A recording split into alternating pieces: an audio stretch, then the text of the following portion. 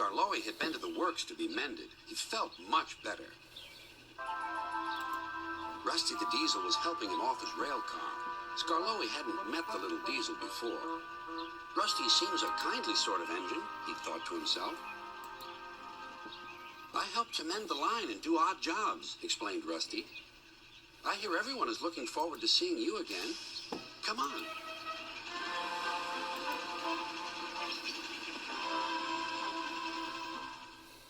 Peter Sam was feeling depressed. He was still getting over his accident, but he wanted to start work again. Sir Topham Hatt wouldn't let him. Another day's rest will do you good, he said. Besides, I've got a surprise for you. For me, sir? How nice, sir. What is it, sir? Wait and see. The surprise was Skarloey. Oh, said Peter Sam, I'm glad you've come home. They lit Skarloey's fire and he sizzled happily. I feel all excited, he said, just like a young engine. Now tell me all the news. I see you've met Rusty, said Peter Sam. Yes, I like that diesel. So do I, replied Peter Sam. It's a pity Duncan doesn't. Who is Duncan? He keep. Yes, I like that diesel. So do I, replied Peter Sam. It's a pity Duncan doesn't. Who is Duncan? He came as a spare engine after my accident, replied Peter Sam. Is he useful? He keeps busy, and I'm sure he means well, but he's bouncy and rude. He sings and sways and swivels around. His drivers call it rock and roll. I understand, said Skarloey gravely. His driver interrupted. Sways and swivels around. His drivers call it rock and roll. I understand, said Skarloey gravely. His driver interrupted.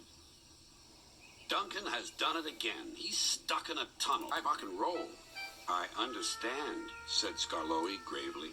His driver interrupted. Duncan has done it again. He's stuck in a tunnel. Come on, old boy, we'll have to get him out. Skarloey was pleased. He wanted to run and looked forward to meeting Duncan. They found the caboose and some workmen and hurried up the line. How nice and smooth the rails are, thought Skarloey. They've mended all the old bumps. The little diesel has helped to do that. What a difference Rusty's made to the line.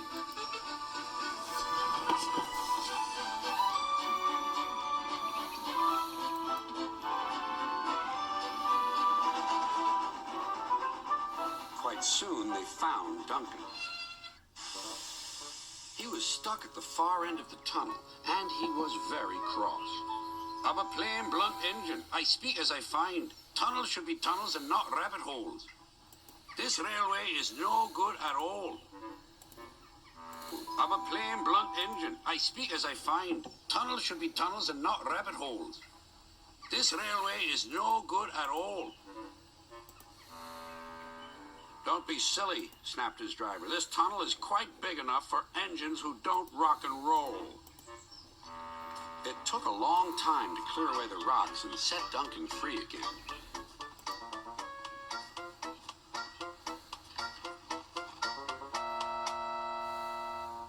At last, Skarloey was able to push Duncan and his coaches safely through.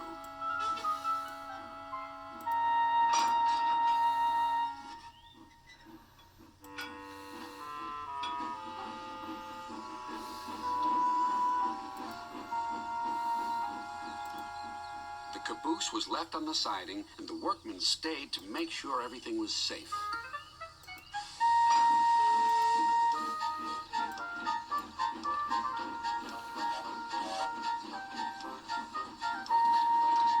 Duncan grumbled all the way home, but Skarloey paid no attention. Later, Sir Topham Hatt spoke severely to Duncan. Listen to me.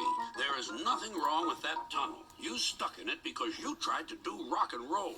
Tunnels are not dance floors, and you are not a pop star. Then Sir Topham Hatt gave his full attention to Duncan's funnel. If it happens again, he ended ominously, I shall find ways to cut you down to size. In other words, your career is on the line. Need I say more? Duncan thought Sir Topham Hatt had said quite enough, and he remained completely silent and still, for at least a whole evening.